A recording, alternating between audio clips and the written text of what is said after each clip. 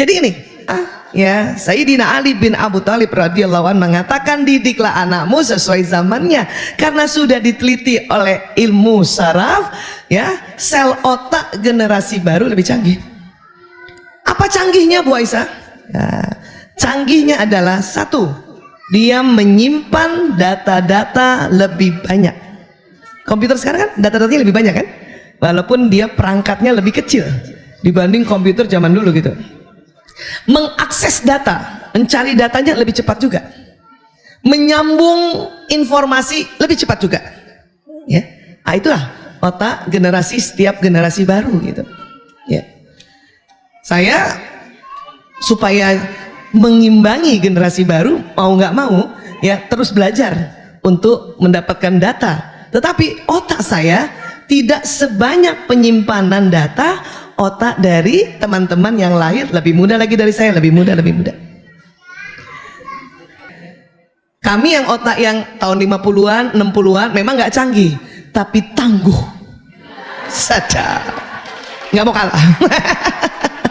Tangguh, ya, tangguh memang.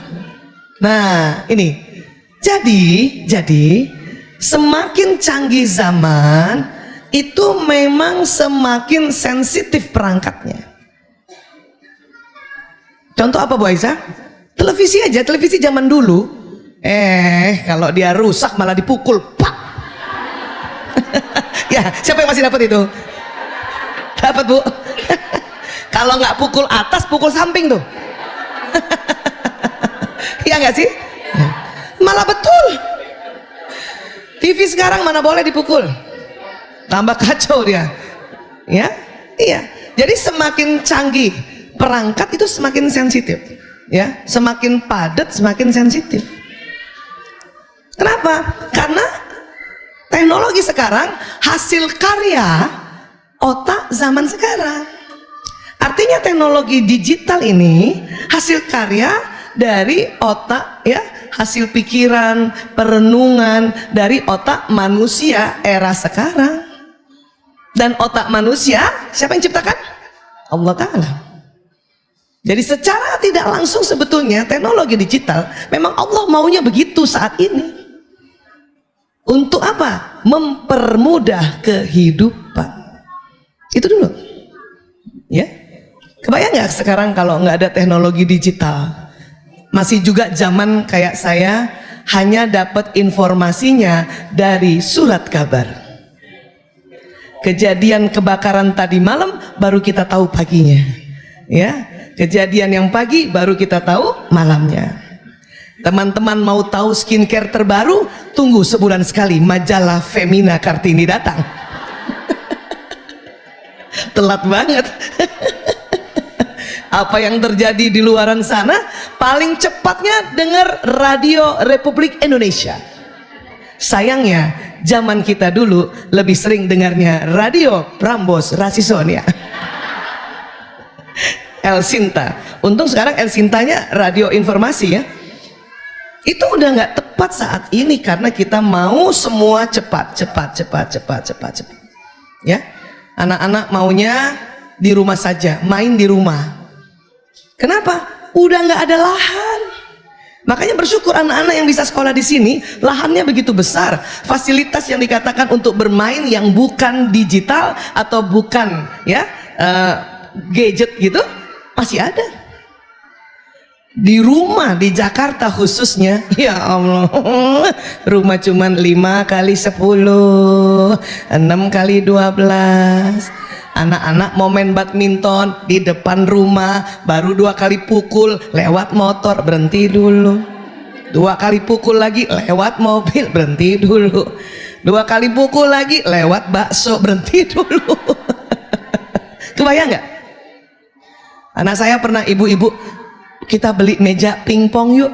Terus saya bisik-bisik, nak, nanti kayaknya meja pingpongnya lebih besar dari meja makan kita, nak, karena rumah nggak besar.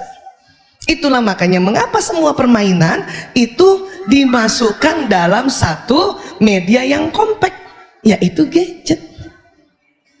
Anak-anak mau main layangan di mana? Ibu-ibu sih masih sering lihat layangan putus. Anak-anak udah jarang lihat layangan putus yang sesungguhnya. Bayangin sekarang ada di gadget itu permainan layang-layangan, coba di gadget itu. Masya Allah, congklak di gadget, layang-layang, ya, galasin, kasti di gadget sudah. Karena sudah nggak ada tempat lagi. Saya cuma mau bilang bahwa bukan berarti saya minta anak main gadget, tempatnya nggak ada. Makanya masih bersyukur kalau ada sekolah besar kayak gini. Atau pada saat waktu liburan, anak-anak kita bawa ke sebuah tempat hiburan yang lapangannya luas gitu. Artinya mereka main layangannya nggak kayak zaman dulu setiap hari, ya, 1 semester sekali, karena diajak sekalian berlibur. Ini dulu yang kita buka, open mind kita dulu, ya. Terus anak-anak juga akhirnya selalu mau di kamar saja. Kenapa? Ya karena kemudahan itu sebetulnya, kemudahan itu kan. Nah, sehingga orang tua perlu kreatif. Gimana caranya anak keluar kamar, keluar kamar. Saya juga punya anak 5, 4 laki-laki, 1 perempuan. Anak pertama yang milenial karena lahir 93. Anak kedua sampai ke-5 itu Gen Z, lahirnya 96 dan berikutnya. Ya, saya mencoba gimana caranya supaya mereka keluar kamar yang bisa bersamaan. Cara yang paling efektif adalah lewat media makan asik atau makan enak. Harus gitu. Mana caranya? Bunda yang bisa masak, yang pintar masak, coba angkat tangan. Masya Allah. Itu kan mikir kan? Mikir makanan apa yang dibuat supaya mereka keluar, ya. Bunda yang separuh-separuh bisa masaknya ada. Bunda yang ya Allah, ya, saya termasuk kategori ketiga. Masak air panas hangus itu. Maka saya harus juga berproses gimana caranya telepon keluarga atau tantenya anak-anak yang pandai masak untuk kita bantu juga ekonominya, dan dia kirimkan makanan kan gitu. Itu karena lewat makanan itu bisa jumpa, lewat makanan itu nggak bisa dipungkiri lagi, lewat makanan. Lewat makanan saja nanti gadget hanya disimpan paling lama 30 menit, ya nggak? Iya. Itu pun harus bikin peraturan, ayo simpan dulu gadgetnya, kita makan dulu yuk. Iya. Kadang saking kebiasaannya kita udah kepengen juga pegang itu gadget, ya. Apalagi buat yang bekerjaannya selalu dihubungi lewat gadget, termasuk kami dokter, ya. Apa-apa ada pasien kita harus segera lihat gadget kita, ada apa dia. Pasien saya yang malah unik-unik lagi, pasien narkoba yang suka dikit-dikit bunuh diri, loncat. Ini kalau nggak dilihat beritanya, wah gawat ini. Tapi berupaya juga untuk tidak tergelitik untuk pegang gadget dikala makan bersama. Dan momentumnya cuma itu sebetulnya. Sama apa? Jalan bareng di mobil. Untuk apa? Pergi makan. Karena hiburannya cuma makan sekarang ini, yang bisa sama-sama. Harus kreatif lagi di otak, apa lagi? Di mobil supaya anak-anak nggak pegang gadget, kita berupaya juga simpan dulu gadget. Ya, inget-inget mau cerita apa sama anak yang biar nyambung. Paham ya Bu? Biar nyambung. Kadang kita pancing pakai cerita lucu, garing. Apaan sih Bu? Apaan sih Bu? Kadang dipancing pakai cerita pekerjaan, males lah Bu, gitu. Iya kan? Iya. Itu benar-benar satu tantangan buat kita, tetapi harus dengan kesadaran bahwa bukan karena anak mau membangkang, bukan karena anak nggak patuh sama kita, bukan itu, bukan. Semata-mata karena eranya, semata-mata karena kondisi lifestyle dunia, semata-mata karena ya kita berada di yang disebut zaman now, zaman yang harus semua serba cepat, serba mudah. Itu dulu disetting di otak.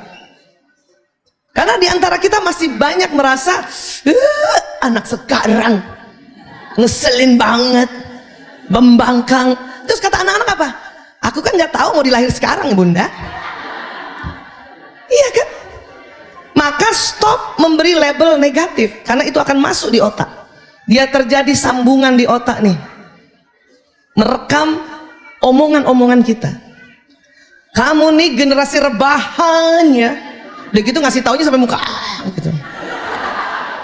Otak ya, dia punya sifat nih, nyambungnya cepat. Satu, sesuatu yang lucu itu nyambung cepat ya. Sesuatu yang sangat menggembirakan nyambung cepat. Sesuatu yang sangat mengesalkan nyambung cepat. Sesuatu sangat menyedihkan nyambung cepat. Dan punten, sesuatu yang sangat porno nyambung cepat. Itu otak, kerja otak. Karena otak tuh senang sesuatu yang ekstrim. Kenapa? Sambungannya yang lewat zat kimia namanya neurotransmitter itu keluar kayak lem. Sekarang lem paling kuat lem apa? Korea. Semua Korea. Ya, iya, itu dia bagaikan lem itu. Ya. Maka kalau kita mengatakan pada anak-anak, kamu nih generasi rebahan, sambil dengan muatan emosi yang luar biasa, nyambung di anak itu. Akhirnya apa? Itu anak nggak jadi maunya tidak rebahan karena ibunya yang suruh rebahan. Kenapa? Karena indera manusia, apa yang dilihat, apa yang didengar, apa yang diucapkan itu masuk, Pak. Sama halnya seperti anak lagi main azan maghrib, sebetulnya dia sudah mau simpan. Memang ibu sudah kasih tahu dari tadi, nak maghrib nak siap-siap. Iya bun sebentar nak. Udah yang ketiga kali ibu-ibu apa kan? Marah kan? Apa omongan ibu-ibu? Main terus, main terus, main terus. Tuh anak udah mau simpen karena ibunya yang bilang main terus, maka otaknya perintahnya main terus. Di antara kebingungan dia, lah ini gimana? Tadi suruh sholat, sekarang suruh main, suruh. Itulah mengapa kalimat-kalimat itu bahaya kalau kita ucapkan dengan muatan emosi yang ekstrim. Masuk. Maaf. Dan dia akan pesan itu. Maaf ya, saya gaya orator Bung Karno. Jadi kalau ada apa-apa bisa kesenggol. Sorry ya.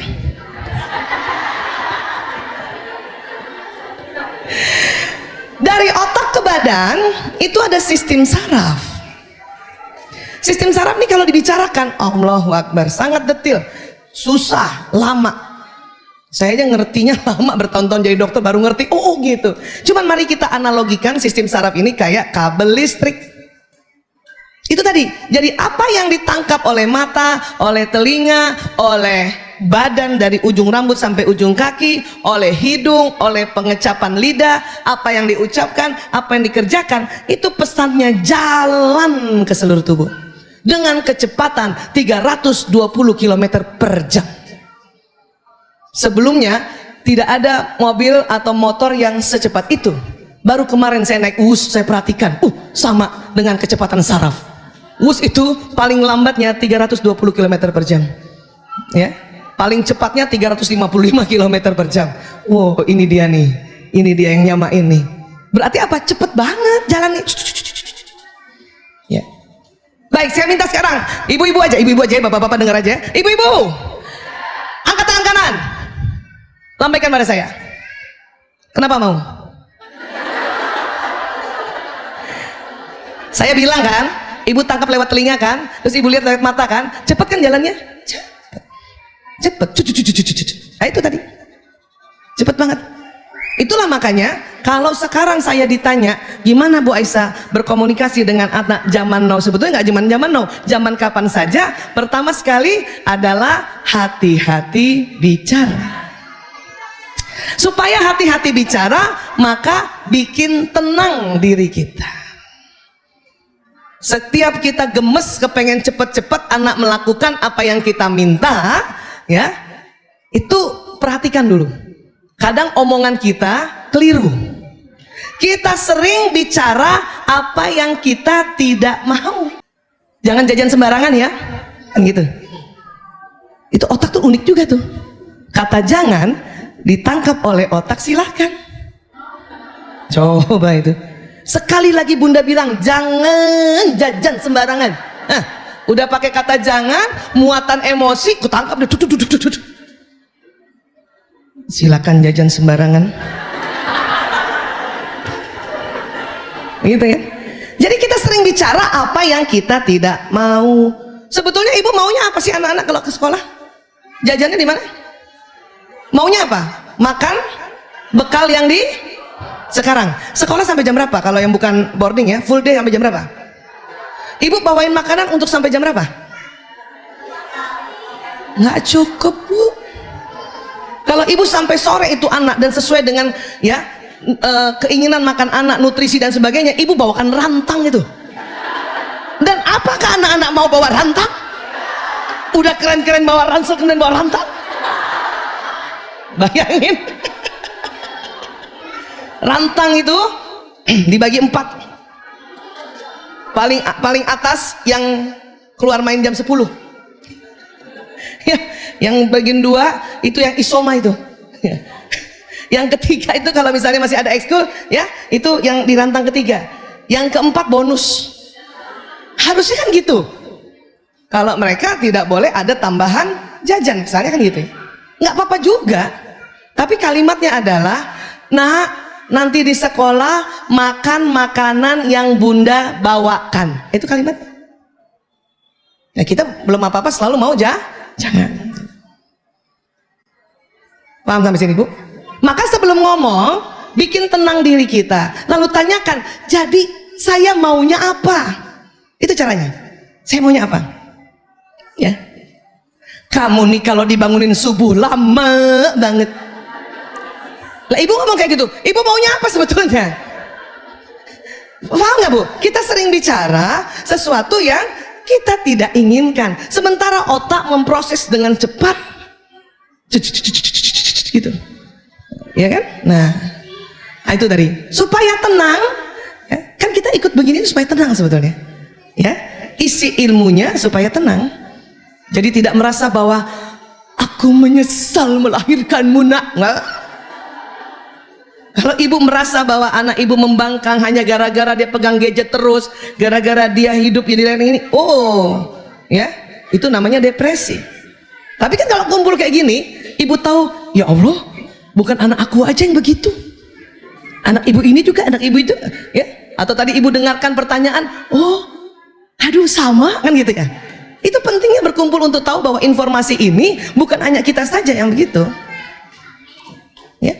Bahkan karena kami mengurus adik-adik pasien-pasien narkoba itu, untuk menyehatkan kembali keluarga, kami ada namanya family support group. Jadi keluarga datang untuk berkumpul bersama, cerita masing-masing tentang anaknya yang kena narkoba. Awalnya malu, kenapa? Bu Aisyah, saya di sini aja. Kenapa, Bu? Ada teman SMA saya di dalam. Kenapa? Nanti dia tahu anak saya kena narkoba. Lah dia anaknya juga kena narkoba, Bu. Ngapain malu? Nah, waktu sharing grup itulah, maka serasa bahwa kita itu punya masalah yang sama. Kata ibu yang ini sambil nangis-nangis, Dokter Aisyah, anak saya kena narkoba. Berapa, Bu, anak ibu yang kena? 1, Bu Aisyah. Anak pertama ya. Oke. Ibu berikutnya, Bu Aisyah, saya 3 yang kena. Ibu yang 1 langsung, hah? Dia langsung gembira, untung gue 1. Bayangin, kena narkoba aja masih ada untungnya, karena yang ngomong sebelah anaknya 3 yang kena. Itulah dahsyatnya kita kumpul untuk tahu, oh berita ini, pengalaman ini, atau permasalahan keluarga itu hampir rata-rata ada persamaannya. Itu yang bikin kita kuat. Jangan sering di rumah sendiri ya. Apalagi kalau sudah merasa bahwa anak saya begini, datang sharing ya. Taklim ini makanya mengapa disebut taman surga, karena itu tadi ya. Kebayang nggak kita kumpul, 1 orang ada 2 malaikatnya. Ini berapa kali malaikatnya nih ya, Insya Allah. Belum lagi malaikat yang Allah ya perintahkan untuk mencatat siapa-siapa yang ibu bapak ikut taklim. Masya Allah kan, disitulah yang namanya keberkahan ya. Nah ini, jadi kita harus tenang aja dulu. Jadi orang tua zaman sekarang suruh tenang dulu, kecuali kondisi bahaya. Tenang dulu. Supaya tenang, itu tadi tambahkan ilmunya. Sampai sini bisa paham ya? Ya. Nah, pada saat kita mendidik anak, itu bukan pada saat anak sudah lahir di dunia. Anak dalam rahim saja itu sudah proses pendidikan sudah terjadi. Kenapa? Punten ya. Otak janin usia 2 pekan sudah merekam apa yang dilakukan ibunya, apa yang dilihat ibunya, apa yang didengar ibunya, apa yang dibicarakan ibunya, dan apa yang dikerjakan ibunya. Memang selama ini supaya anak sehat selalu diingatkan nutrisi, halalan thayyiban, cukupkan asam folat.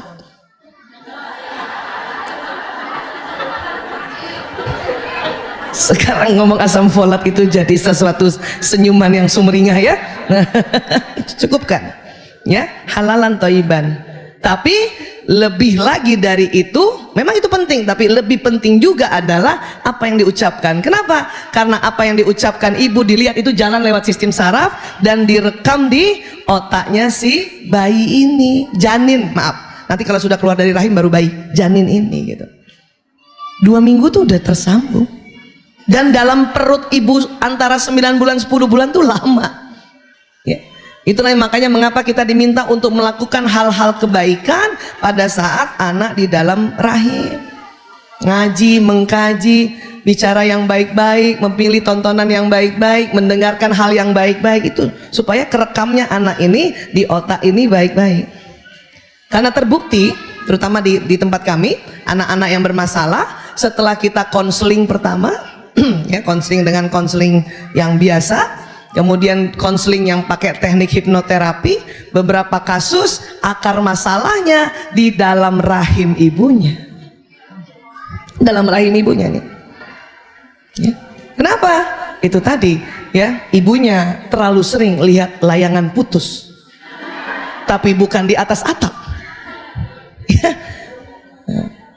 Belum kejadian seorang ibu hamil lihat film layangan putus, dia merasa kasihan gitu ya, terus kesal. Oh, itu mempengaruhi dan kerekam di otak anak ini ya.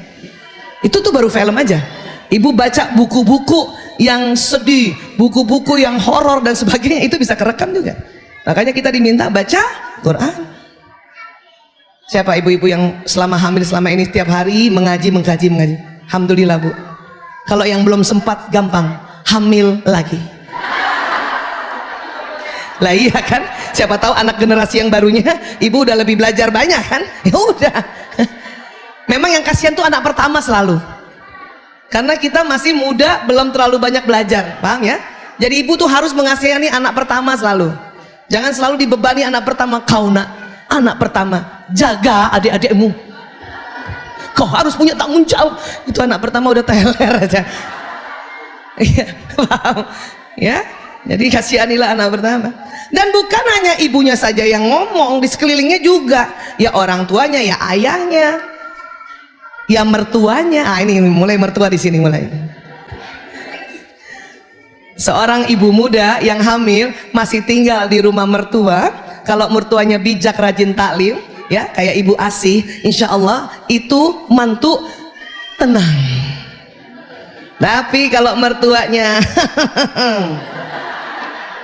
dikit-dikit lihat kamar anak tuh, belum bangun.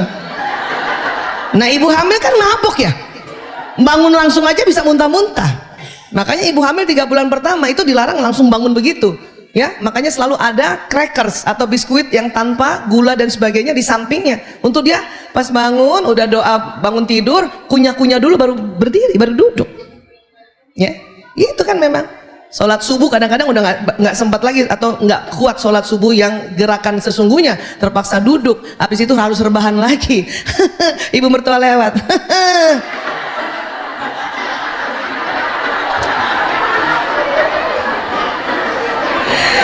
Terus untung nggak pakai kipas tuh ibu mertua ya, mana Maranti. Pak. Terus sering banget kita suka membanding-bandingkan diri kita ya. Ibu dulu nggak kayak gitu ya, terang aja ibu hamil zaman perang. Nah ibu tidur-tidur kena bom lah. Zaman dulu mau mual mau muntah, kalau udah ada bom loncat. boro-boro makan crackers dulu.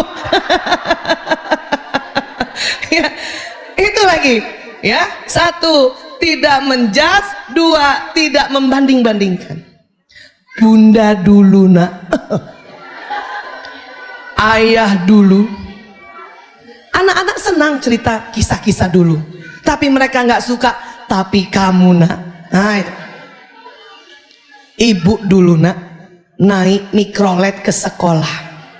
Anak-anak senang, hebat ya ibu ya. Sampai situ aja udah senang, masih senang tuh dia. Anak-anak senang tuh lihat ibunya punya daya juang. Yang dia tidak suka, tapi kamu nak, sudah disiapin mobil, diantar pakai supir, ya, atau misalnya dijemput oleh mobil sekolah, kayak gitu kan, masih aja telat. Nah, itu nggak suka dia, itu nggak suka dia, nggak suka dia. Karena pada prinsipnya kita nggak suka dibandingkan, betul. Ibu-ibu mau dibandingkan oleh suami. Bunda, ayah habis makan di rumah tetangga enak banget tuh. Kita langsung gini, terus nggak mau lihat suami kan? Kita yang sudah dewasa aja yang rajin taklim banget, yang seminggu 8 kali taklimnya, masih cemburu kalau digitukan, masih marah kalau dibandingkan. Bapak-bapak juga nggak mau dibandingkan. Emang bapak-bapak nggak cemburu-cemburu? Ayah, saya nih dulu nih, belum banyak belajar. Ya, kata AA Agim ya, kita tuh harus senyum, sapa, salam. Besok lagi, habis dari taklimnya AA, kata AA Agim ya, itu yang ke-10 kali apa kata suami saya, kawin aja sama AA Agim. Terus saya gini, ya telat. Kenapa baru bilang sekarang kalau emang boleh? Astagfirullah. Jadi itu gak suka orang dibanding-bandingkan. Ceritalah daya juang kita, tapi tidak perlu membandingkan. Anak otak ini sudah bisa ngambil hikmah. Ambil hikmah. Ya. Tapi kan kita ingin memotivasinya, Bu Ais. Iya, tapi caranya nggak gitu. Ya, karena eranya beda. Anak pasti jawab, ya beda lah Bu. Ya beda lah Bu. Ya gitu selalu kan. Atau karena seringnya kita cerita tentang perjuangan kita dan membandingkannya, sehingga anak waktu dipanggil oleh orang tuanya, lanang, priok, kakung, jaler, sini, mereka kompakan sama adanya, pasti ibu mau ngomong gini. Ayah pasti mau nasihatin kita gini, lihat ya dek, taruhan mana dia. Pas datang depan ayahnya, ayah dulu tepuk tangan mereka, tak. Kenapa? Dia sudah prediksikan bahwa itu yang diucapkan. Itu lagi yang saya bilang harus kreatif. Gimana cara cari omongan? Ya, paham ya? Maka di dalam kontribusi pendidikan, ya, itu nggak melulu dari ayah ibu saja. Dia ada fasenya. Ini saya sering kasih tahu. 0 hari, anak 0 hari sampai 6 tahun itu apa kata ayah ibuku. Makanya coba deh dengar waktu anak kita di PAUD sama TK. Kata ibu aku, kata umi aku, kata bunda aku, kata ayah aku. Itu tuh 0 sampai 6 tahun. Karena memang kitalah pendidik pertama dan utama, itu input di situ tuh banyak masuk harusnya. Cuman sayangnya di usia anak seperti itu orang tuanya juga meniti karir. Jadi tidak efektif. Nanti 7 sampai 12 tahun apa kata bapak ibu guruku. Makanya bunda ngajarin anak SD, bukan gitu bunda, kata guru aku nggak gitu. Iya kan? Tolong bunda juga nggak usah jealous, nggak usah cemburu. Guru. Tahu apa gurumu? Bunda yang hamilkan kamu. Ya Allah. Maka mengapa di SD harus cari sekolah yang gurunya bisa diajak kerja sama, sehingga pesan-pesan kita titip di guru gitu. Jadi nggak apa-apa, karena sudah nggak sanggup orang tua anak di atas 6 tahun memberikan atau menjadi sumber informasi anak hanya berdua saja. Harus ada bantuan orang lain. Supaya apa? Ini pas sudah lahir ini, sambungan otak ini harus variasi. Kita udah ngajarin anak di rumah waktu 0 sampai 6 tahun buang sampah di tempat sampah ya nak, udah nyambung tuh. Tapi nanti di sekolah gurunya juga ajarkan buang sampah di tempat sampah. Itu sambungannya semakin tebal, semakin variasi juga, ya. Yang namanya sampah nanti gurunya ajarin itu nak tisu nak sampah nak buang, itu nak kotak teh buang nak itu sampah nak. Itu makin variasi kan, ya. Itu. Jadi berapa tadi? 0 sampai 6 tahun apa kata Bapak Ibuku? Ya, 7 sampai 12 tahun apa kata guru? 13 tahun ya, sampai kurang lebih 18 atau 20 tahun apa kata teman-temanku? Ya, apa kata teman-teman? Siapa yang anaknya di antara itu sekarang usianya? Baik yang full day maupun boarding ya? Bunda kata teman aku, Bunda kata teman aku, itu kan omongannya kan? Sekali lagi, tolong tidak cemburu kita atau merasa aku nggak ada gunanya lagi sebagai ibu. Nggak usah gitu. Dulu dia selalu dengarkan apa nasihat aku, sekarang nggak usah gitu. Itu semuanya juga fasenya itu. Kenapa? Anak-anak dipersiapkan untuk mendapatkan informasi teman sebayanya lebih banyak. Karena dia sedang belajar bagaimana survive, bagaimana kompetitif, makanya informasinya teman. Maka kita harus kenalan sama teman anak kita. Bahkan nasehatinnya itu bersilang, ya. Teman anak, ya, dia akan dengarkan nasihat kita nih, teman anak. Ya. Nah, anak kita akan dengarkan nasihat dari ibunya temennya. Makanya kalau kita bikin WA group itu, bikin WA group sekolah nggak? Ya. Itu selain untuk memantau, untuk titip-titip pesan. Dan nggak usah juga cemburu. Kamu kalau sama tante misalnya ya tante Lia kamu dengar sama bunda, nggak usah gitu. Malah kita bilang sama ya ibunya anak kita, aku bantuin ya gitu. Dan juga nggak usah yang diminta tolong itu merasa dia yang paling oke. Si ibu ini misalnya, lihat Bu Aisyah aja nggak bisa ngurus anaknya, titip pesannya sama aku. Bukan nggak bisa, memang fasenya untuk mendapatkan bimbingan bersilang-silang. Sampai sini bisa paham? 20 sampai 30 atau 20 sampai 35 apa kata saya? Menurut aku Bu, mahasiswa kan?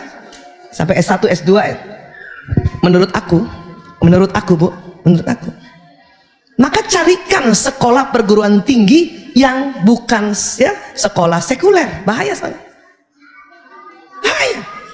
Menurut aku Bu, nggak ada kaitannya alam semesta ini dengan Tuhan. Terereng. Siapa suruh ibu masukkan ke sekolah luar negeri yang emang begitu? Saya kalau suruh milih lebih senang masukin anak saya perguruan tingginya masuk sekolah perguruan tinggi Islam. Mau nggak mau itu terwarnai oleh dosennya, yang dosennya katakanlah kedokterannya ya, akan menggabungkan ilmu kedokteran tubuh dengan penciptaan Allah. Jadi nggak terpisah, kan sekuler terpisah. Nah nggak bisa dong terpisah. Otak ini akan rusak kalau sesuatu ciptaan Allah kemudian dijelaskan bahwa itu nggak ada kaitannya dengan Allah. Oh, itu hancur otak, nolak dia ya. Jadi hati-hati. Nanti di atas 35 tahun, oh itu akan lebih dominan apa kata Allah. Kenapa? Karena sudah mau belajar kan lagi kan udah berkeluarga, pasti ikut talim juga kan. Bunda ikut talimnya kan baru kan setelah nikah, lebih banyak kan, lebih sering kan? Ya iya. Makanya nggak usah khawatir juga Bu Aisyah, anak-anak sekarang gimana caranya supaya dia patuh pada ketentuan Allah. Anak ibu umur berapa? SMP.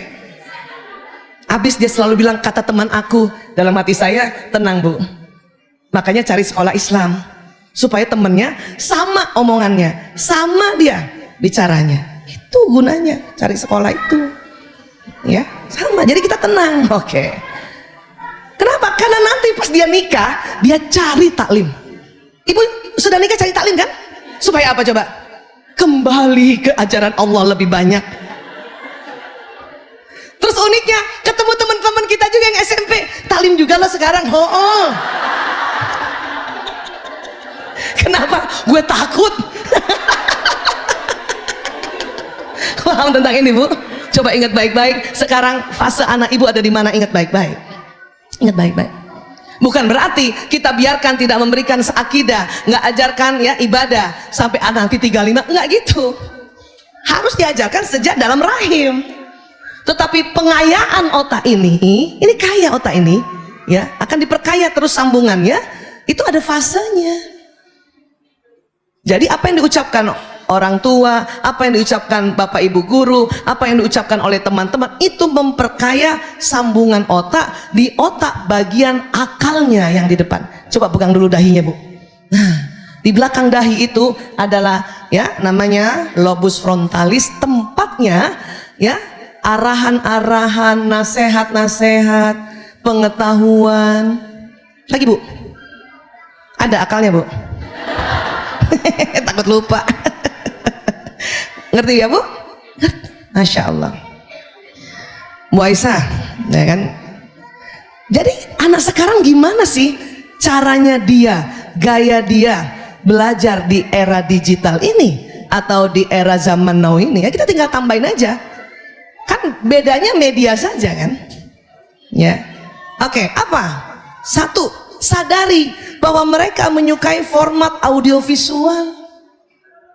Bu, ngomong tanpa dibantu alat audiovisual itu lebih garing sebetulnya, ya nggak, Bu? Dibanding ngomong, kita ngajarkan ada audiovisual. Saya aja yang masih kategori generasi X dan agak gaptek ya, hanya bisa menayangkan foto-foto berwarna. Kepengennya sih ya video, cuman setiap saya cari hang. Ya, tapi saya harus sadar bahwa memberikan sharing apapun harus dibantu audiovisual, karena otak senang dengan hal ini. Ya. Era sekarang itu sangat bergantung pada teknologi, sangat-sangat nggak bisa lagi. Saya mau taruh anak saya, Bu Aisyah, yang nggak ada TV, nggak ada laptop, nggak ada HP. Terus, Bu, biarkan dia merasakan keindahan alam ini. Ibu mau taruh anak ibu di kebun.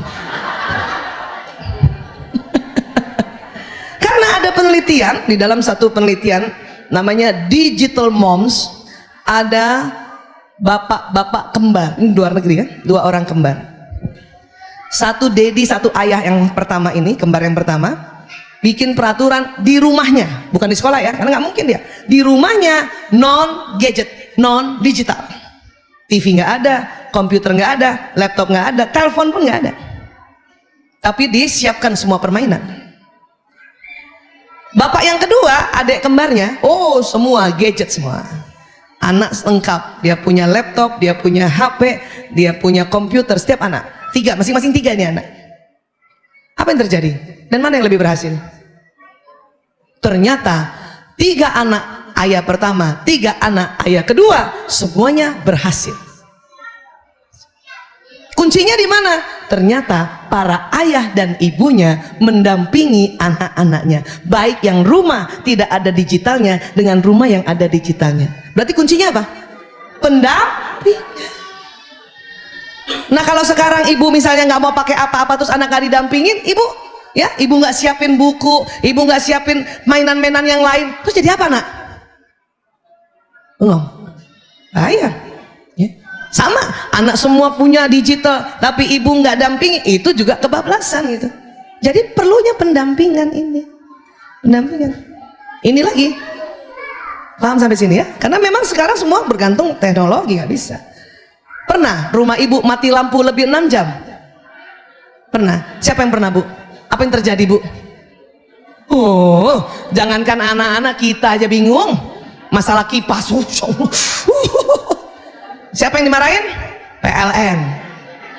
Padahal PLN lagi susah payah karena ada kebakaran. Udah syukur dimatiin, kalau enggak kita kebakaran semua kan? Iya, karena semuanya bergantung pada teknologi, terutama teknologi listrik atau energi listrik. Ya. Kemudian gaya anak sekarang mudah memahami contoh yang konkret. Ada anak yang nggak perlu ibu contohin dia ngerti, tapi cuman 10%. Selebihnya harus kasih arahan. Misalnya hanya untuk ambil ya piring yang di meja untuk dibawa ke tempat sink untuk dicuci, itu harus kasih arahan, kasih contoh. Konkret kan? Ini nak, cuci ya. Iya. Dan nggak cuma sekali. Yang sekali memang sengaja kita mau arahkan anak kita.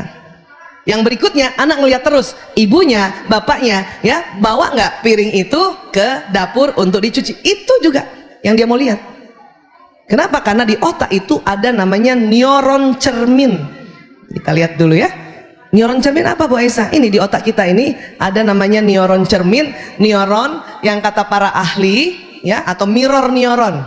Apa Bu? Neuron cermin atau mirror neuron ya. Mirror neuron, neuron cermin. Hati-hati jangan salah. Di otak ada mirror cermin. Ah, jangan bukan gitu. Neuron cermin. Mirror neuron. Jumlahnya 30% dari 100 miliar. Ini yang kata para ahli, kita nggak sengaja, tidak menyengajakan ngajarin anak ngelihat kita terus, maka dia belajar dari situ. Ya.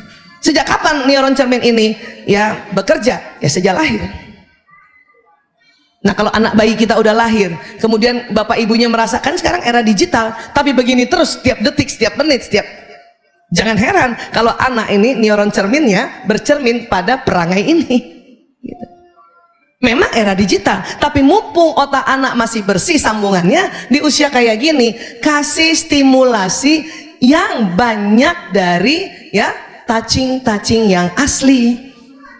Ajarin ngomong, bunda, ayah, ya, ini kakak, supaya neuron cermin dan neuron lainnya tersambung.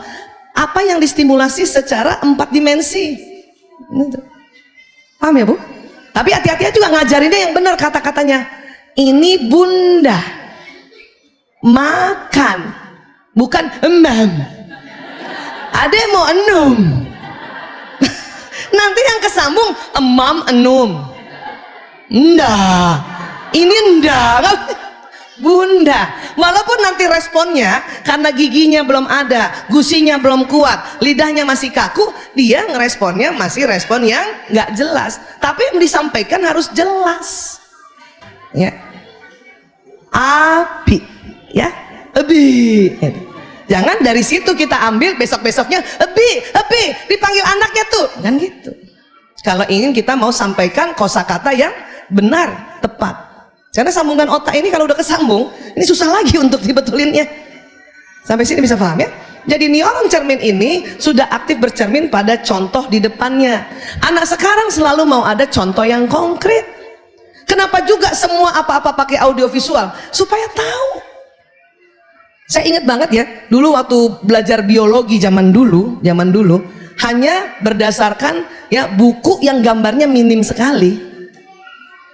Setengah mati membayangkan itu, ya, organ pencernaan, ya, paru-paru, setengah mati. Ya. Tapi sekarang karena ada film, ada video, bahkan dari video itu tampak luar, masuk lagi ke dalam, kelihatan apa yang terjadi di alveolus, apa yang terjadi pertukaran oksigen. Anak-anak senang, oh gitu. Dan akhirnya makin ngerti, paham tentang ini ya. Jadi memang generasi sekarang senang, dan itu semua diwakili dengan pakai digital. Hanya cuman gambar-gambar Bu, ya, gambar tangan kita itu nggak bisa sampai kelihatan ya ke dalam-dalamnya gitu, nggak bisa. Saya bilang sama anak saya, waduh, seandainya zaman ibu waktu kedokteran seperti kamu audiovisualnya, mungkin ibu dokternya nggak 7 tahun, 5,5 tahun. Kata anak, wih sombong banget. Iyalah, dulu cuman pakai transparan. Tahu transparan? OHP, tulisannya pakai spidol doang, berwarnanya cuma hitam merah biru. Cerita paru-paru, ya, dosen saya gambar alveolus, kebayang yang mana sih alveolus? Lama cernanya. Makanya zaman dulu jadi dokter 7 tahun, 8 tahun, ada yang 10 tahun.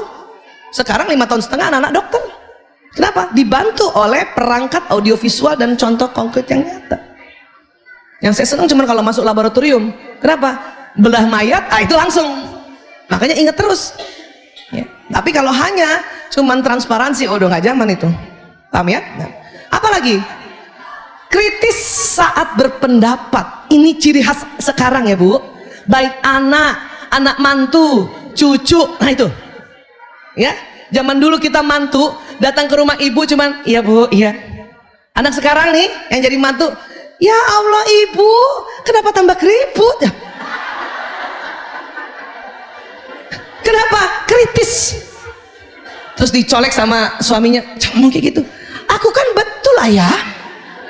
Ibu kenapa jadi tambah keriput sininya? Jujur gak sih sebetulnya? Tapi menyakitkan. Kita kepengen anak jujur kan?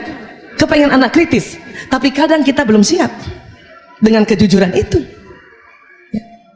Ibu, aku kesel sama anak ibu nih. Ditunjuk tuh anak kita yang laki. Dia nggak pernah ngerti aku. Gimana coba jadi ibu mertua Bu ya? Bu Asih. Ibu Asih nggak apa-apa karena Bu Asih orangnya damai. Oh, yang barang kayak saya jadi mertua. Memang ada damainya saya separoh, cuman saya orang Bugis. Oh, sirik nak istrimu ngomong kayak gitu. Kalau 3 bulan dia begitu, ganti. Coba tanya Umi Wardah, sirik kita orang Bugis. Oh, ya kan ada contohnya Nabi Ibrahim alaihissalam waktu berkunjung ke Mekah, kemudian dia dapati istrinya Nabi Ismail alaihissalam yang tidak santun, yang kurang ajar.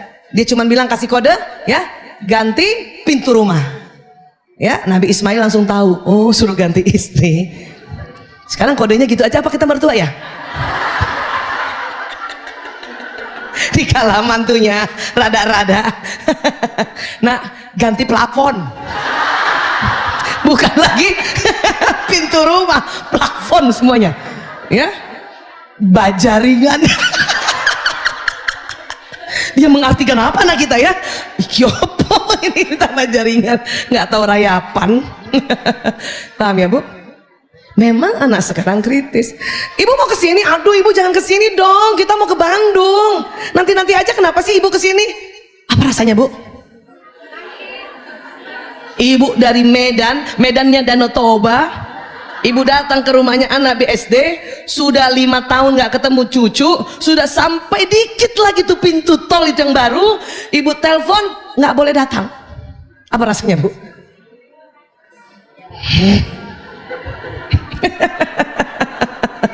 Itu bukan lagi ganti plafon,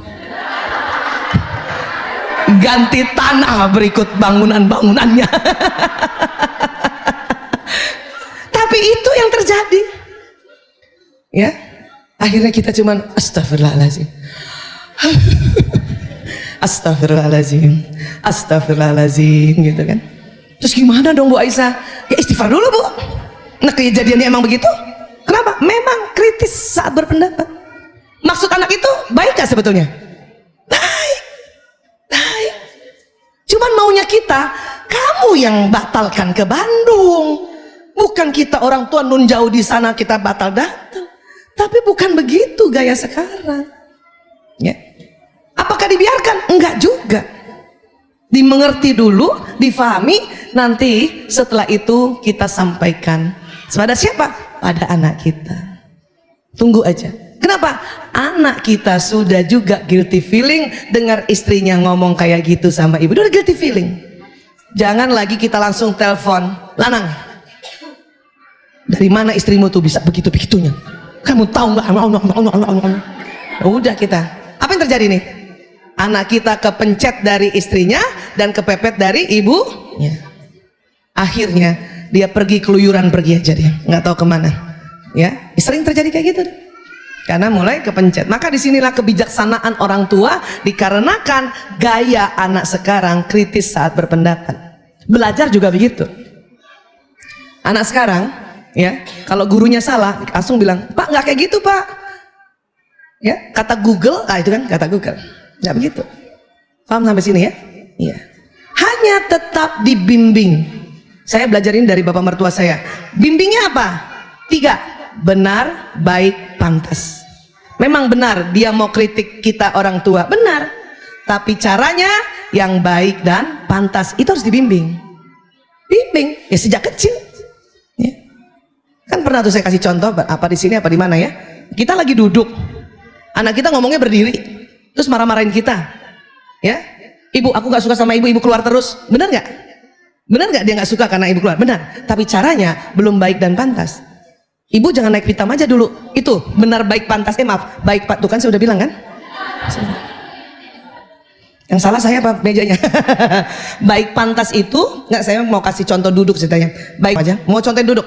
Baik pantasnya itu yang ibu harus sabar untuk ya memberi arahan. Saya tuh sampai sekarang juga kalau anak saya masih ngomongnya, kalau dia marahin saya dan dia berdiri ngomongnya, saya suruh dia ambil kursi, ambil. Sini aja sayang. Justru ini mau kasih contoh. Saya duduk ini, anak berdiri. Ibu, aku nggak suka sama ibu. Ibu pergi terus. Tapi dia berdiri kan? Benar dia, tapi belum baik dan belum pantas. Ambil kursi nak, ambil kursi. Duduk dekat ibu. Kita mau ajarin baik pantasnya itu. Atau kalau nggak ada kursi, sini nak. Duduk di bawah. Supaya baik dan pantas, latihan anak selalu harus kalau orang tuanya di atas dia di bawah. Kenapa nak? Ibu, aku nggak suka sama ibu. Nak, suara. Ya, Allah ajarkan sejelek-jelek suara keledai. Suaramu sudah kayak keledai 5. Nggak bisa bu, aku ngomongnya kayak gitu. Tarik nafas. Lagi nak. Orang 5 kali tarik nafas, intonasi yang 7 oktav itu bisa turun sampai cuma 3 oktav. Kenapa nak? Aku nggak suka sama ibu. Udah bener kan? Udah baik kan? Udah pantas gak? Iya. Kenapa nak? Ibu pergi terus ngurus anak-anak narkoba. Benar kan itu? Sudah benar, sudah baik, sudah pantas. Ya. Kita apa yang kita lakukan? Istighfar, astagfirullahaladzim. Langsung minta maaf. Ibu minta maaf ya nak. Gak usah juga bertahan. Nak, ketahuilah, ibu menyelamatkan anak bangsa. Itu makanya ibu dapat penghargaan dari presiden. Kamu lihat toh? Gak usah gitu. Anak gak perlu itu. Bunda ini kerja untuk kamu bisa beli mainan, beli baju, sekolah. Bukan itu anak mau. Anak cuman mau melepaskan emosinya dan ibunya segera minta maaf aja. Ibu minta maaf ya nak. Kalimatnya itu, Umi minta maaf, ayah minta maaf. Selama ini kita sudah begitu, cuman maafin ibu ya nak, maafin Umi ya nak. Itu beda loh. Secara neurolinguistik program, ilmu otak beda. Yang ditegur siapa? Yang keliru siapa sebetulnya? Ibu kan? Jadi ibu yang minta maaf. Anak mau maafin sekarang, nanti malam, besok atau minggu depan, itu hak dia. Tapi kalau maafin ibu ya nak, maafin, kita nyuruh. Bu Aisyah, itu apa nggak nginjek-nginjek malah tuh anak kayak gitu tuh? Enggak bu. Anak belajar karena dia sudah tenang, otaknya terbuka, tersimpan di memorinya. Apa yang dia pelajari? Ibuku saja pada saat dia punya kekhilafan, dia minta maaf. Itu dia pelajari. Maka dia juga pada satu saat punya kekhilafan, dia langsung otomatis minta maaf. Itu yang diambil pelajarannya sama anak. Ya, nggak usah merasa juga, nih nanti nih ya kebangetan ya, nih nanti, nggak usah kayak gitu. Nggak usah kayak gitu. Paham sampai sini ya? Jadi kritis saat berpendapat, benar. Tapi yang mau apa yang dibimbing? Caranya yang baik dan pantas. Benar, baik, pantas. Itu 3 tuh. Sudah Bu Aisyah, saya udah ajarin dia. Berapa kali Bu? 1 kali lah. Nggak bisa Bu. Otak ini perlu murojaah. Perlu diulang-ulang. Bahkan dengan variasi berulang-ulang. Kadang mungkin bukan kita yang bilang begitu. Bapak ibu guru yang bilang, nak, kamu kalau ngomong sama orang tua yang benar, baik, dan pantas. Itulah proses namanya pembimbing, pendampingan. Kenapa? Otak manusia lebar, banyak neuronnya, tidak seperti otak binatang.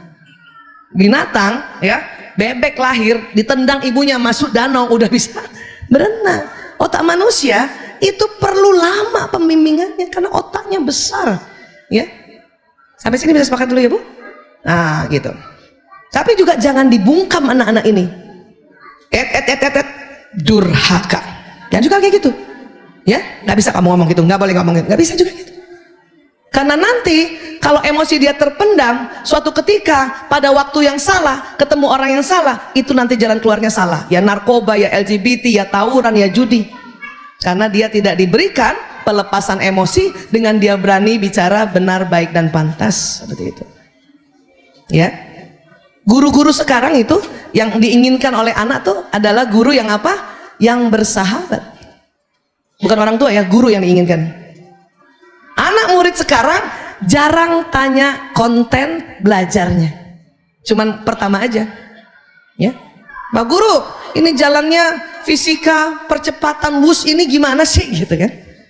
Gurunya jelaskan, tuh kan, aku udah ngomong gitu sama ibu aku, cuman ibu aku emang so tahu sih Pak Guru.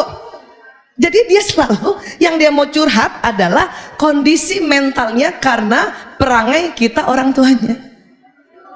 Itulah tadi guru sekarang menerima curhat, menerima pertanyaan, bukan pertanyaan konten pelajaran, tetapi apa? Mental health. Nggak boleh juga guru bilang, nggak ada kaitannya dengan pelajaran fisika ini. Nggak bisa. Karena anak ini udah ngerti jalannya, cuman penuh di benaknya karena ibunya ngeyel, caranya nggak kayak gitu. Itu yang nanti membuat ya dia punya otak akal terblokir. Sampai sini bisa paham ya Bu? Yang diminta anak sekarang. Kemudian apa lagi? Gemar berinovasi. Kenapa? Dengan mudah lihat tutorial Bu. Jangan lihat ya, jangankan anak, kita aja gitu. Yang tadinya yang seneng masak cuman berdasarkan resep-resep. Sekarang enak banget, nggak usah baca resep, taruh aja ya, matikan, ambil tepung, nyalain lagi, ya, tambahkan gula, matikan, enak banget sekarang. Saya dulu waktu COVID, yang biasanya anak-anak potong rambutnya di barbershop, ini potong sendiri. Lihat apa? Tutorial. Asik sebetulnya. Jadi ini nih gaya belajarnya di era digital pada anak-anak generasi now. Ya, kita ulang ya. Jadi apa yang harus dilakukan? Sikap apa yang harus dilakukan pada anak-anak saat komunikasi? Karena komunikasi ini adalah sesuatu yang unik. Komunikasi ini adalah sesuatu seni bicara. Satu, tapi apa tadi? Tenang. Supaya tenang itu tadi tambah ilmu. Sudah ada ilmu juga kadang di otak kita nih. Sudah ada ilmu ya, tapi terblokir ilmu itu. Sudah ada ilmu terblokir. Kenapa? Ini batang otak tegang. Coba pegang dulu Bu, yang di leher tuh. Di dalam itu ada batang otak. Itu tegang. Kalau batang otak tegang Bu, ilmu yang ada di depan terblokir sementara. Ibu belajar parenting dimanapun, oleh siapapun, ibu udah kumpulkan, bahkan tiap hari, ibu taklim tiap hari, baca Quran juga tiap hari, ya, itu berkumpul nanti di otak, di prefrontal di sini. Tapi pada saat yang batang otak, yang bagian leher tegang, ya, apa sih manifest tegang? Ngambek dan ngeyel, maka ilmu yang di otak terblokir sementara. Sehingga mungkin ada orang di tangga, ya, ngomongin kita, ih percuma ikut parenting terus. Ya, anaknya nakal dia marah juga. Sebetulnya nggak percuma, karena di akalnya sudah ada isinya. Hanya karena batang otak yang di leher tegang, maka tetap akan ada respon fight or flight, serang atau lari. Itu lagi lah makanya tadi dikatakan tenang. Bagaimana tenang? Tenang itu satu, rubah posisi, dua, olah nafas. Rasulullah SAW ajarkan kalau lagi marah berdiri, kesel berdiri, duduklah Bu dulu. Nggak usah misalnya, aduh apa jalan keluarnya ya, apa jalan keluarnya ya, duduk dulu, rubah posisi, duduk dulu. Olah nafas. Nafas biasa itu sudah membuat tenang, tetapi akan lebih tenang dengan ya zikrullah. Yang mana? Istighfar. Astaghfirullahalazim. Keluar ya. Coba sekarang ibu-ibu teman-teman tarik nafas lewat hidung, buang lewat mulut. Ya, sekarang istighfar ya. Waktu istighfar dibalik, keluarkan karbon dioksidanya dulu. Setelah itu rasakan hidung tarik oksigen secara otomatis. Ayo, astaghfirullahalazim. Langsung ketarik gak oksigen tanpa harus ditarik? Nafas yang kita tarik dengan ya take the breath gitu ya, itu kurang lebih 3 liter. Tapi pada saat kita istighfar dulu mengeluarkan karbon dioksida, nafas yang ditarik yang masuk 5 liter. Lebih banyak mana coba? Ya, maka bersyukur kita umat Islam senantiasa diajarkan teknik-teknik manajemen emosi sejak kita kecil. Oleh apa? Tuntunan ad-dinul Islam. Astagfirullahaladzim. Tapi tolong tambahkan untuk habis istighfar diem dulu. Jadi bukan disambung menyambung. Astagfirullahaladzim, astagfirullahaladzim, astagfirullahaladzim. Nanti nggak sempat oksigen masuk. Itulah makanya kalau ibu istighfarnya kayak gitu, matanya mau keluar. Karena oksigen nggak masuk, karbon dioksida keluar semua, sampai mata-mata mau keluar. Astagfirullahaladzim, astagfirullahaladzim. Ayo tenang dulu. Astagfirullahaladzim. Biar masuk dulu, tenang. Astagfirullah. Berapa kali Bu Aisyah? Wah, ini saya bilang tergantung keselnya sama siapa, Bu. Kalau Bu Isa kalau sama anak 3 kali istighfar, duduk istighfar, udah tenang. Ilmu yang ada di sini teringat kembali. Oh, memang begitu anak laki-laki. Oh, memang begitu anak perempuan yang sedang menstruasi. Kita kasih tahu 1 kalimat, dia jawab 20 kalimat. Oh, memang begitu ini. Oh, itu ingat ilmunya. 3 kali istighfarnya. Tapi kalau menghadapi marahnya sama suami 9 kali. Mana tuh suami ngeselin gitu ya. Astagfirullahaladzim, astagfirullahaladzim, astagfirullahaladzim. 9 kali baru teringat di otak. Oh, suamiku jembatan surgaku. Bayangkan 9 kali. Saya nggak tahu bapak-bapak, karena saya nggak pernah tanya suami saya, kalau kamu kesel sama siapa saya, berapa kali kamu istighfar? Takutnya 13 kali. Lebih lama lagi dan lebih banyak lagi. Ngerti ya Bu? Jadi nggak percuma taklim, nggak percuma belajar. Kenapa? Itu ada masuk di otak.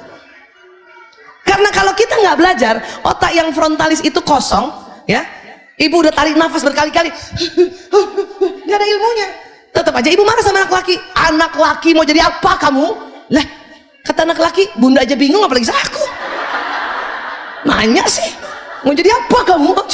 Apa itu? Paham Ibu? Itulah pentingnya. Hanya memang batang otak itulah ya sebuah cara Allah untuk mau melihat yang mana hambaku yang apabila dia berada di apapun level emosi dia ingat aku. Karena itu untuk jadi ladang amal. Astagfirullahaladzim. Sampai sini sepakat dulu ya Bu. Jadi apa tadi? Tenang. Tenang itu didapati dengan apa tadi? Rubah posisi sama olah nafas. Bu Aisyah, saya udah duduk, udah berkali-kali istighfar, bahkan nggak lagi 9 kali, 33 kali. Kenapa masih nggak enak perasaan saya? Apa kata Rasulullah SAW? Rebahan. Rubah posisi lagi bukan? Itu tuh baru diteliti di Stanford University. Rupanya kalau ibu ada masalah, terutama suami istri ada masalah, nggak usah diselesaikan saat itu juga. Mending pergi tidur. Begitu kata penelitian. Nggak usah datangin suami, ayah, selesaikan masalah ini juga sebelum kita tidur. Kebalik. Tidur aja dulu, baru besok diselesaikan.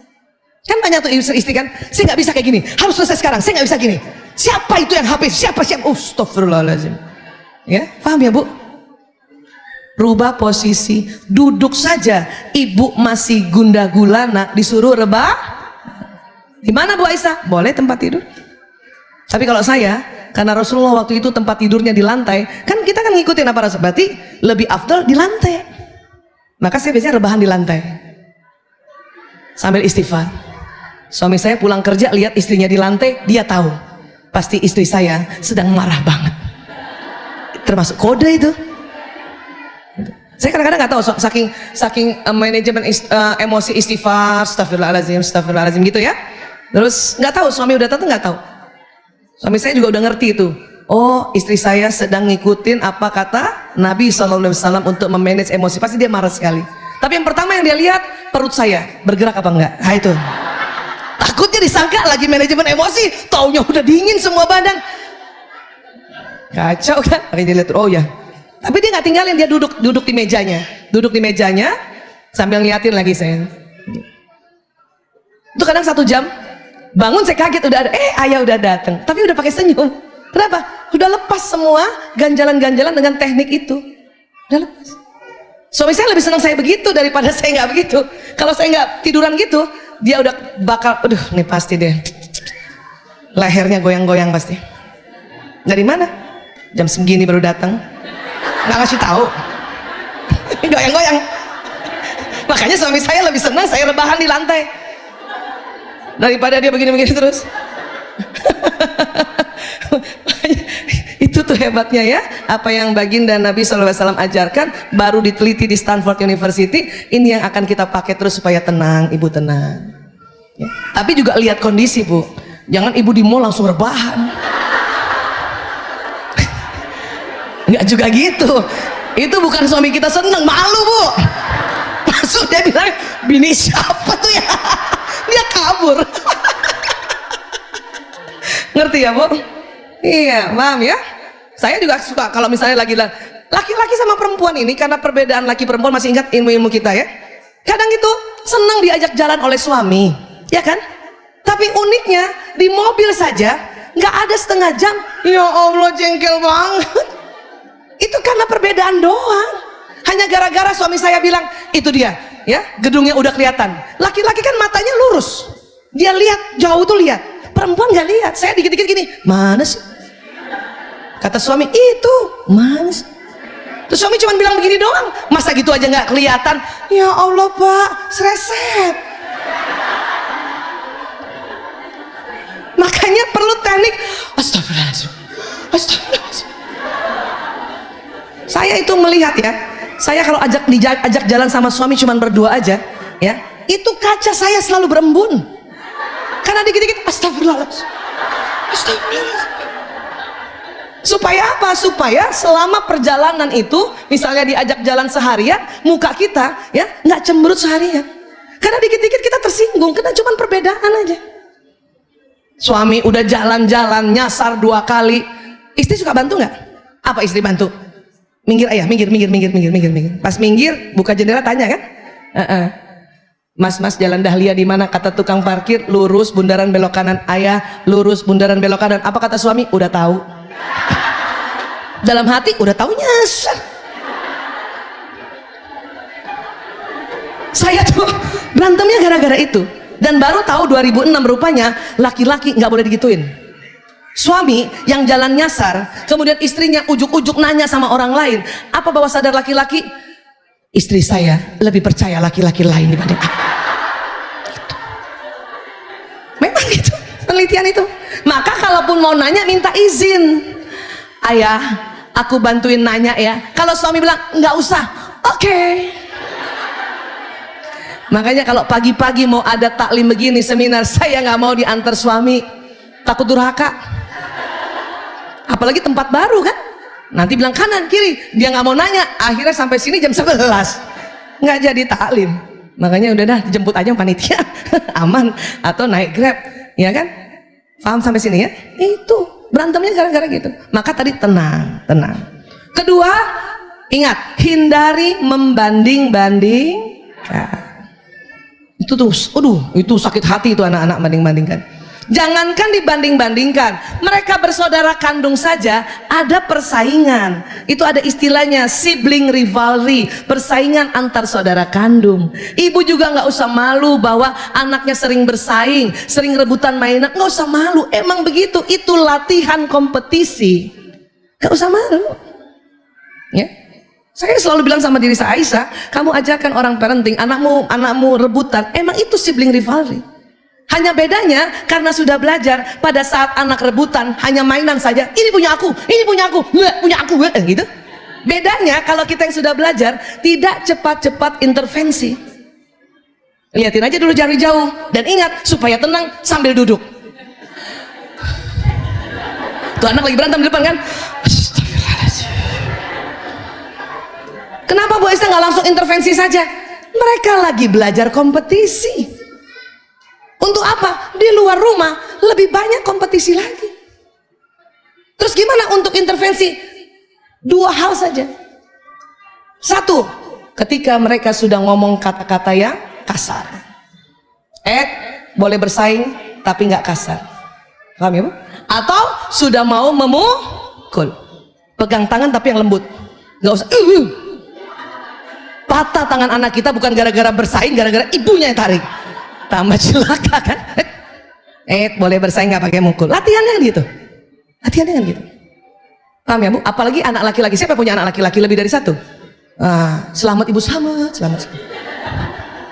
Di otak laki-laki itu otak bersaing memang Bu. Kalau perempuan otak berkumpul. Perempuan, siapa punya anak perempuan lebih dari satu? Lebih sering berkumpul kan?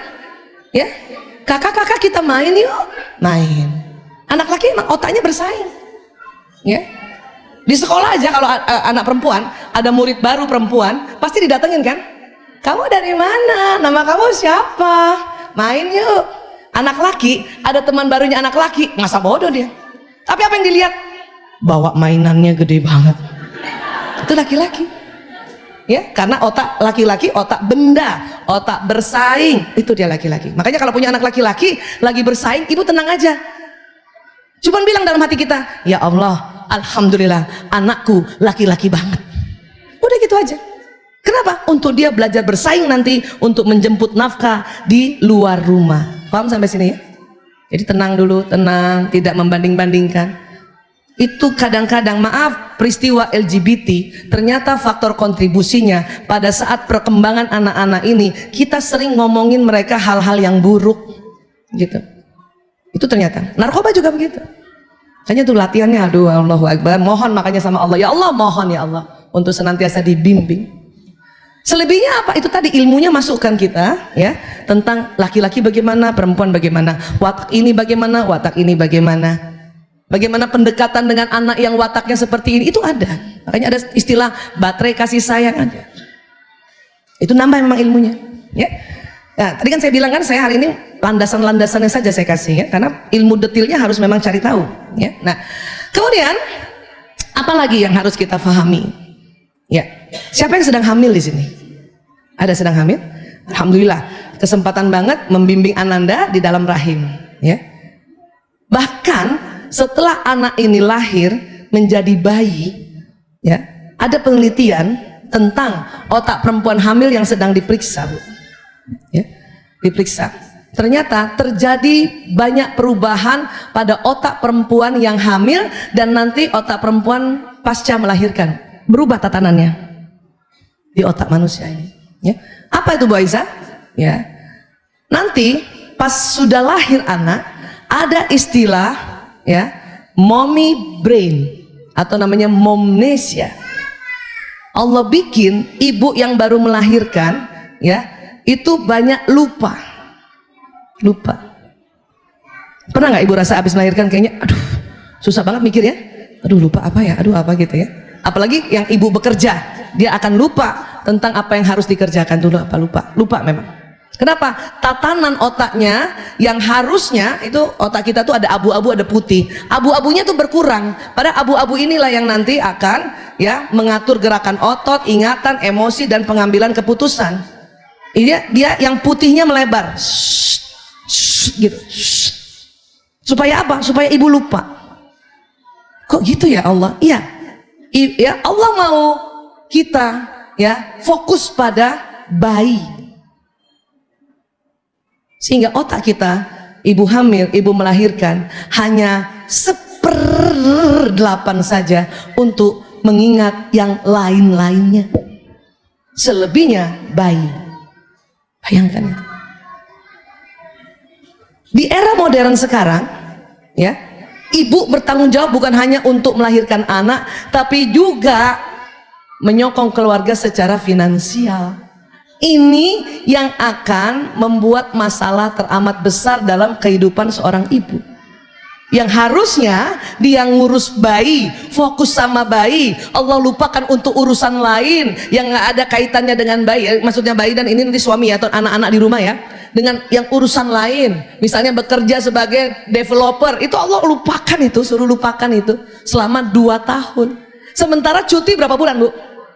Cuman 3 bulan. Maka disinilah banyak ibu stres karena tuntutan pekerjaan, tuntutan rumah tangga.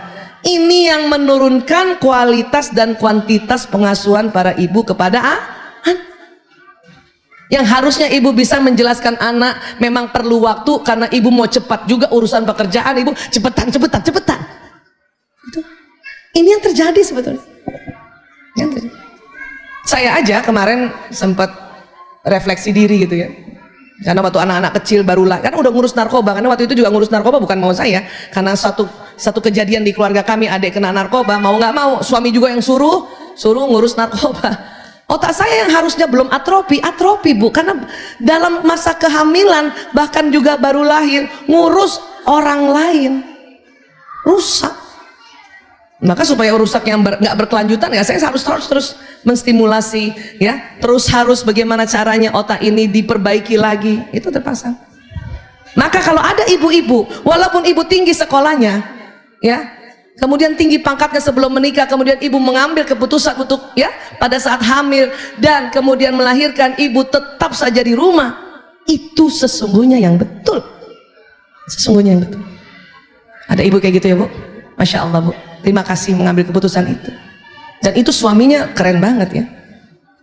Tapi kan kita bantuin suami Bu Aisyah, betul, tapi bukan itu tugas utama. Ini saya lagi pengen banget ibu-ibu muda termasuk mantu-mantu saya, kalau bisa nak, pas kamu sampai 2 tahun, gimana caranya kamu misalnya ya, misalnya dia lagi ambil spesialis, cuti aja nah, nggak apa-apa nak. Daripada ibu nggak tahu cucu ibu nanti tahun depan ke depannya masalah apa di luar rumah yang lebih banyak, kamu stres nggak sempat bimbing anakmu nak. Udah. Tapi yang punya anak laki, yang kita punya anak laki, nah ayo ya kreatif nak, coba jemput nafkah ya keluargamu, doa yang kenceng nak. Karena kalau cuman kemampuan pikiran, perasaan, teknologi dan knowledge dan skill itu aduh kecil. Karena sesungguhnya yang bisa kita tarik rezeki lewat kekuatan ibadah dan doa. Itu dia. Tanamkan sekarang. Mantu yang mau jadi mantu saya tanya pertama, kalau nanti hamil ya atau melahirkan deh, kamu mau cuti atau enggak? Enaknya sih cuti Bu, tapi kayaknya sayang deh. Enggak langsung saya coret juga sih. Karena susah juga yang mau naksir sama anak kita ya. Tapi diberikan edukasi kan dia ya, anak-anak kedokteran kan, masa calon mantu nih banyak anak kedokteran ngerti soal ini, saya kasih tahu aja nih Lona, ada riset terbaru ya, ibu udah terlanjur nih Mbak, makanya ibu di usia muda tuh aduh luar biasa nih, sakit kepala dan sebagainya. Saya bilang, dilihat aja gitu ya Bu, iya tapi aku kepengen banget jadi spesialis. Ya udah nggak apa-apa kan, bisa ditunda. Sekarang spesialis sekarang kasih tahu saya mau cuti 4 semester. Kenapa? Urus anak dulu. Itu diangkat itu sama ya pimpinan-pimpinan atau guru-guru besar. Kalau kamu begitu, dosen mau nggak kasih, ibu yang maju. Masih juga tetap. Sampai sini bisa paham Bu? Pernah nggak ibu pasca melahirkan ada namanya baby blues? Rasanya sedih banget, bingung banget, takut banget. Sebentar lagi harus masuk kerja, belum harus nyusui dan sebagainya dan sebagainya. Bahkan ada yang parah namanya postpartum depression. Apa yang terjadi?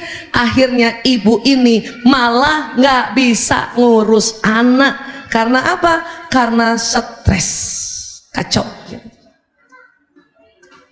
Ini yang saya mau sampaikan juga. Karena mau anaknya generasi milenial kayak Z kayak dan sebagainya, tapi kalau tidak kita sampaikan cepat-cepat tentang apa yang Allah mau di otak seorang perempuan ini, bahaya. Zaman Rasulullah bukan ya, perempuan banyak juga berkiprah di masyarakat, tetapi kaitannya ada 2, kesehatan dan pendidikan. Itu selebihnya itu tambah merusak otak ya. Wah saya udah terlanjur Bu Aisyah, ya sudah, kalau terlanjur bikin strategi baru dengan landasan bahwa ini memang ditemukan itu. Gak usah kita debat kusir, gak bisa dong Bu Aisyah, suami saya, gak usah, ini penelitian. Tinggal teman-teman cari strateginya untuk tidak terlalu rusak otak kita sebagai perempuan, sebagai ibu. Atur sedemikian rupa gimana dengan suami ya, karena ini sangat penting sekali.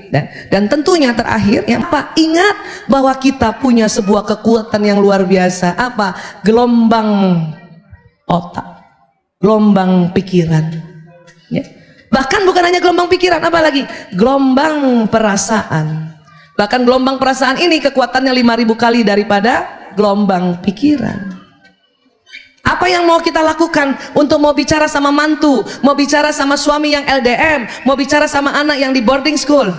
Sebelum bicara verbal yang sampai, maka Biarkan gelombang ini yang bicara dulu. Para ahli mengatakan vibrasi gelombang elektromagnetik jantung ya, dapat mengirimkan pesan kepada aktivitas otak dan jantung orang lain.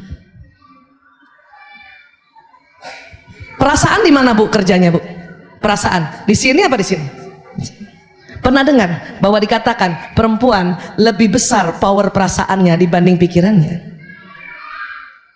Ibu minder dibilangin gitu? Karena perasaan kita memang lebih besar dan memang ditemukan gelombangnya jantung itu 5.000 kali lebih kuat dari pikiran. Maka ibu yang memang perasaannya punya kemampuan lebih besar untuk dikelola, ya, itu Allah kasih. Maka ini pakai ini untuk apa? Komunikasi. Komunikasi. Dikatakan begini, manusia dapat berkomunikasi dengan yang lainnya dengan menggunakan jantungnya tanpa mulut bicara. Itu penelitian.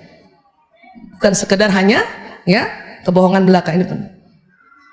Jadi jantung kita bisa bicara dengan jantung orang lain, apalagi anak, juga pasangan hidup, juga anak mantu, juga mertua juga. Maka sebelum kita bicara lewat komunikasi verbal, ini namanya komunikasi heart to heart communication, kolbu to kolbu communication. Orang selalu bilang komunikasi hati ke hati, ngomong berdua gitu. Bukan yang itu. Kirim dulu pesannya apa? Kirim dulu pesannya apa? Bahkan bisa jantung ke otak orang lain. Saya sering dan sampai sekarang selalu lakukan, mungkin seterusnya. Apalagi anak-anak yang sudah mahasiswa, yang posisinya apa kata saya.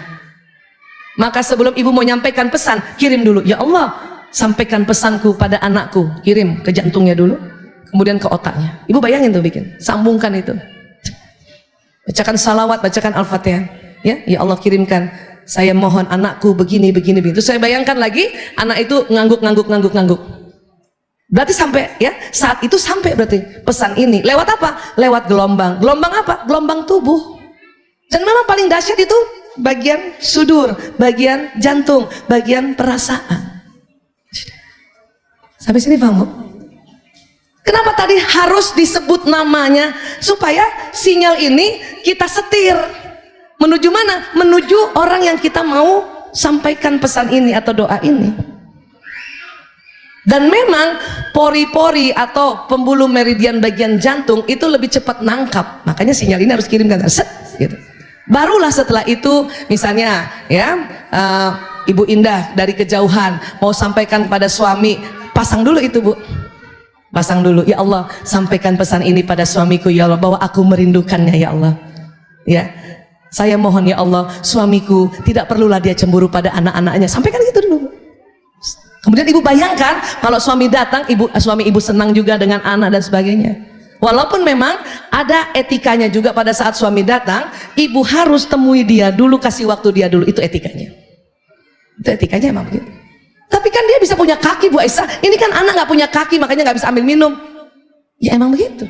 Rasulullah mencontohkan dikala ya Sayyidah Khadijah radhiyallahu anha sedang menggendong Fatimah, Rasulullah datang dengan penuh kepenatan habis dakwah, habis dimaki-maki juga orang kafir Quraisy di sana. Fatimah duduk di pangkuannya Sayyidah Khadijah, Rasulullah angkat Fatimah, taruh tempat tidur.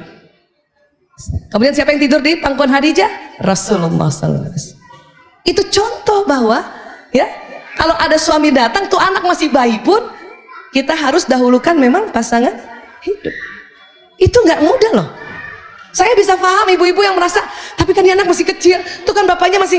Tapi karena memang laki-laki cemburu, bahkan anaknya aja dicemburuin. Paham ibu ya? Maka untuk mengurangi itu juga, kirim juga pesan itu. Ya Allah, sampaikan pada suamiku, bukan aku maksudnya menduakan dia, menomorsatukan anak-anak. Aku nggak ngerti dulu ya Allah. Sampaikan itu. Bahkan lihat, bayangkan suami itu ngangguk-ngangguk. Ibu-ibu bisa membayangkan suaminya? Betul Bu? Nggak salah membayangkan. Takutnya ibu salah membayangkan. Bu Aisyah kenapa harus membayangkan? Sebentar kita lihat jam dulu ya. Saya kalau dibiarkan bicara bisa sampai jam 7 malam. Sedikit lagi. Kenapa Bu Aisyah harus membayangkan? Ini kerja otak.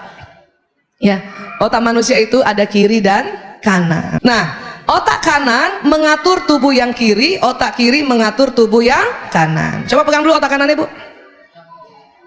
Kanan ini mengatur yang kiri. Otak kiri bu, kiri mengatur yang kanan. Kalau ibu bicara, ya Allah sampaikan salam rinduku pada suamiku Fulan bin Fulan, itu otak kiri baru bekerja bu. Pesannya baru jalan di kanan, baru dibawa oleh sinyal yang kanan. Jantung posisinya di kiri badan, sementara tubuh yang kiri ini yang atur otak yang kanan. Salah satu kerja otak kanan adalah membayangkan, visualisasi, lihat foto. Makanya mengapa pada saat kita mau melakukan niatankah, doakah, atau dialog komunikasi, kolbu to kolbu komunikasi, ibu harus membayangkan supaya otak kanan bekerja, pesannya jalan ke sistem saraf yang kiri, didorong oleh gelombang energi jantung. Itu maksudnya. Tapi kalau ibu susah banget membayangkan wajah suami, cari susah. Kebayangannya yang orang lain. Maka stop, jangan teruskan. Karena sinyal ibu pergi ke orang lain itu. Ya, paham ya bu? Kalau gitu gimana bu Aisyah, saya susah banget ngebayangin suami saya. Maka lihat fotonya. Karena salah satu kerja otak kanan juga lihat gambar, lihat foto. Pertanyaannya, adakah foto suami ibu di HP masing-masing? Yang muka sendiri, bahkan tampak depan, tampak kanan, dan tampak kiri. Kalau nggak ada, mulai nanti malam bikin bu. Ngapain kamu foto-foto saya? Untuk berdialog. Lah dialog kenapa nggak ngomong? Tidak, saya punya teknik baru. Bahkan wajah anak-anak pun ada satu. Karena kapan ibu yang anaknya lebih dari satu kayak saya mau dialog sama lanang, yang keinget prio, itu bisa-bisa sinyalnya ke prio itu. Ya. Kalau gitu gimana kalau nggak semuanya aja sekalian bu? Itu bagus juga. Tapi kan ada waktu-waktu ingin khusus sekali. Misalnya anak saya tahun ini, saya kepingin mas lanang insya Allah dapat jodoh misalnya gitu kan. Kan saya harus khususan pada dia kan. Nah ya Allah kirimkan pada anakku, sebut namanya lengkap, binnya lengkap, wajahnya juga hadirkan. Kadang suka kebalik-balik ya, maka lihat fotonya, sampai sini bisa paham ya? Ya gampang kan insya Allah ya. Kenapa? Ini dahsyat. Saya juga gitu dulu sebelum tahu teknik ini yang lebih detail ya. Tahu sih harus didoain, tapi tahu teknik ini lebih detail itu baru tahun 2000-an ya. 92 sampai 2000 selalu setiap apa-apa ngomongnya pakai mulut. Ayah harusnya gini dong, ayah gini dong, malah tambah berantem bu. Sejak tahun ini secara detail, sejak tahun 2000 sebelum ngomong pakai mulut.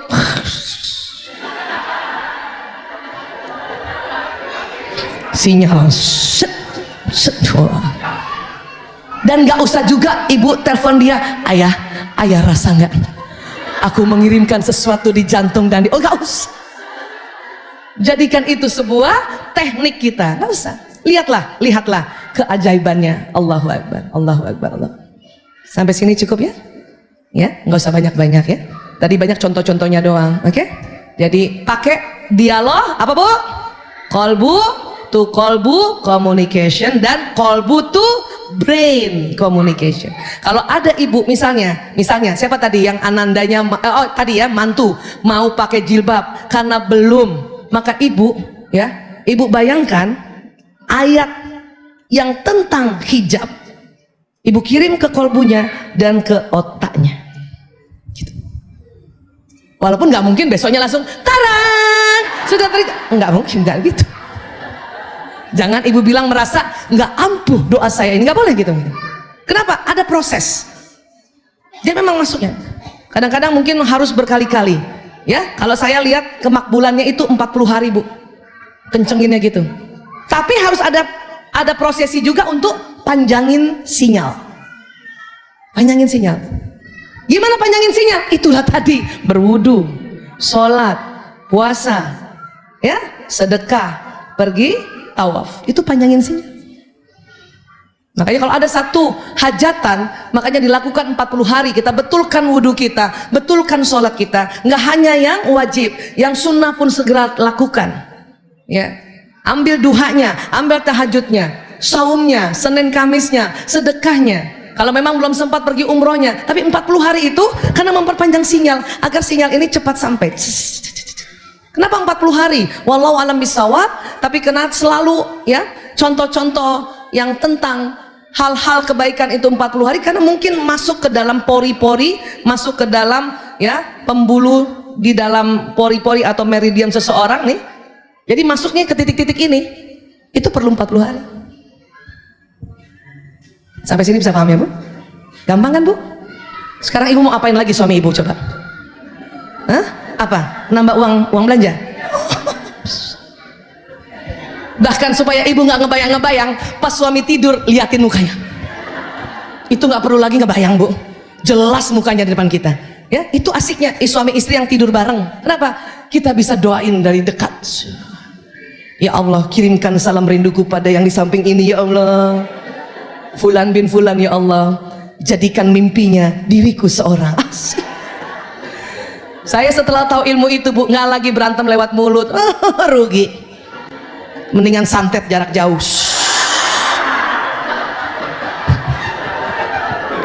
Udah ya? Udah, alhamdulillah, masya Allah. Terima kasih banyak. Mudah-mudahan ini dipraktekkan ya Bu. Kalau dipraktekkan insya Allah lebih barokah lagi insya Allah ya. Baik, terima kasih. Mohon maaf lahir batin. Sekali lagi, jazakumullah khairan kasiran. Wabillahi taufik wal hidayah. Assalamualaikum warahmatullahi wabarakatuh.